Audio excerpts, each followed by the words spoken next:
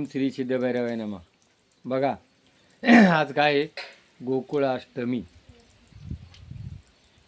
गोकुळामध्ये अवतार धरिला, कृष्ण देवकीच्या गर्भाशी आला. तोडून या बेड्या बंदी सोडविल्या, जो बाळा जो जो रे जो.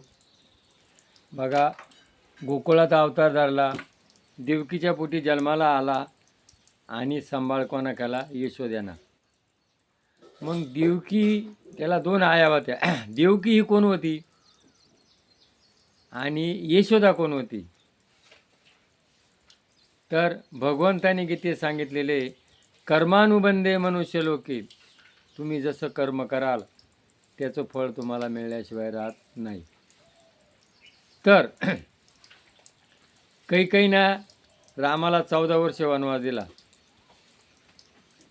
आणि ज्या वेळेला राम वनातून आला तेव्हा माणसाला त्याच्या कर्माचा, वाईट माणूस जरी असला त्याचा पस्तावा होतो. आणि ती देवकी कौशल्य आपला कैकेयी रामापाशी गेली आणि रामाला माफी मागायला लागली. म्हण, मी चुकी झाली माझी, मी तुला 14 वर्ष वनवास दिला, मी माफी मागते.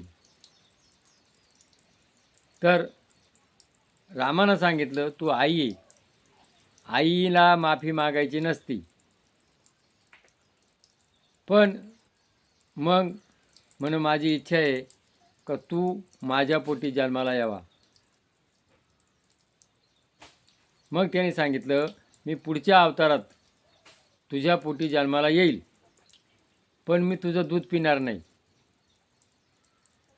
आणि तू वनवास दिला, या कर्माचं फळ तुला बंदिवास भोगावा लागेल. मी पहिल्या जन्मात माझ्या आईचं शिर उडवलं होतं, रेणुका मातेचं, परशुराम अवतारामध्ये. म्हणून माझ्या कर्माचं फळ म्हणून मला 14 वर्ष तूच जन्माला आली आणि मला 14 वर्ष वनवास भोगावा लागला. म्हणून आता पुढच्या जन्मात तू देवकी होशील, तुझ्या पोटी मी जन्माला येईल, पण मी तुझं दूध पिणार नाही आणि तुला वनवास तुरुंगात राहावं लागेल.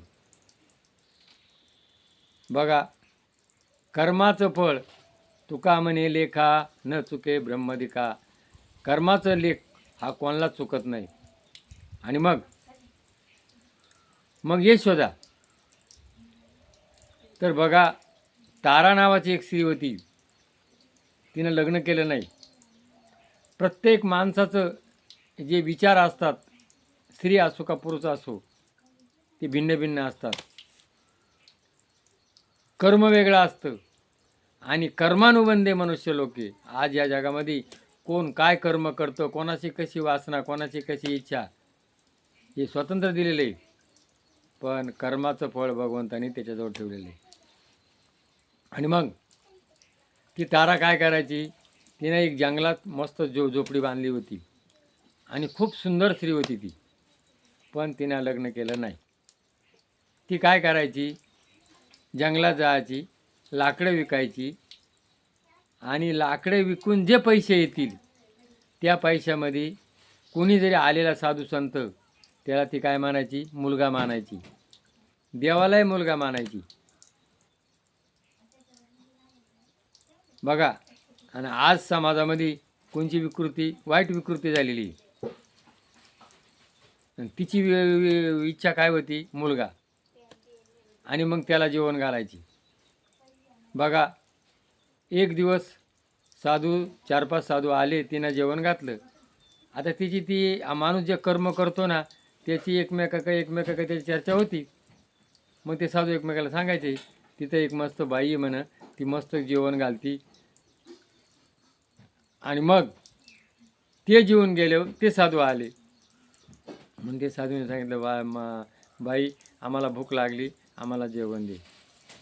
आता बघा, तिच्याकडं काहीच नाही आहे. जशी दुर्वास ऋषी द्रौपदीक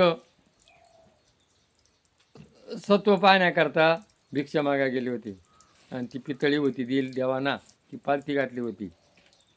देव गेला, मला जेवाय दे. तिनं धावा केला आणि तिनं भाजीचं पान दिलं माकलेलं, म्हणून देवाला भाजीचा निवद दाखवतात. आणि मग आता तिनं काय करावं बा, नाही जेवायला घाला. तर पूर्वीचे लोक सत्व आणि वचन याला जागत होते. आज सत्वही राहिलं नाही आणि वचनही राहिलं नाही. आताचा माणूस कसा झाला, भ्रष्ट झालेला आहे. हा कलियुग म्हणजे काय, बेमान युग. अहो, केलेल्या उपकाराची आठवण ठेवत नाही. आणि मग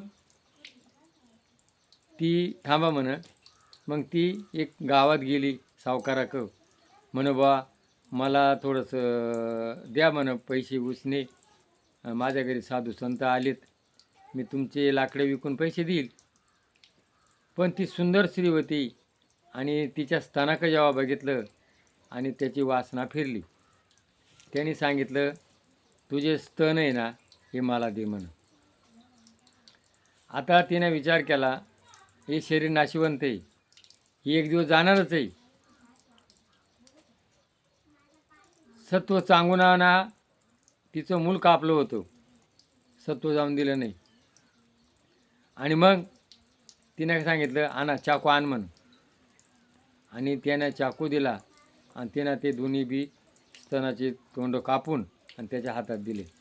तो घाबरला, त्याने तिला पैसे दिले. तिनं ती जखम बांधली, बाजार केला आणि स्वयंपाक केला. पण ते रक्त आहे ना, ते रक्त वाहत होतं. आणि तेव्हा त्या साधूंना भीती वाटली, दया आली आणि तिथं भगवंत स्वतः अवतार हजर झाले.